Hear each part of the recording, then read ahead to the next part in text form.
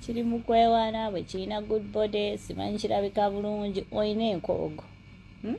gwe kinene gwe kibi oyina enkobogo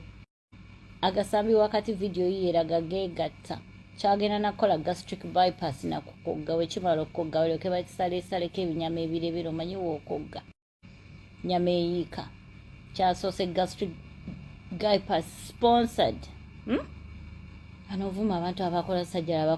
gwonoonyayo ki kikazi gwonvumidde emyaka naye katonda yakusasula n'akuwa abaana abasiru bakasiru mukama nsonyi olina abaana bakasiru bamutima gw'omubi my friend change ensi fenna tuyitamu mpiti buli muntu gw'ayomba naye n'otekamu famire ye n'otekamu abaana be n'otekamu buli omu olowooza obuyambi bwetuwa famire zaffe tulina kugenda nga tubupostinga to prove a point to idiots like yourselves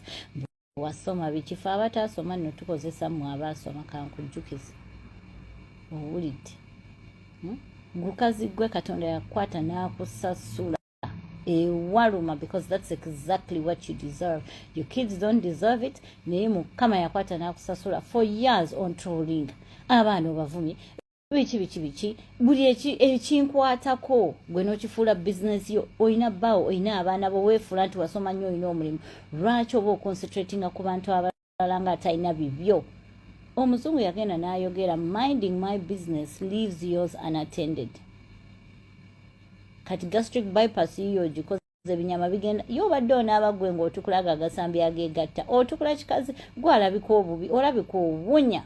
kikazi gwe kankome wano wali abambuzo bansula ne lipstick ya andi wano ndaba movie we n'abantu so okwebaka nja bijjako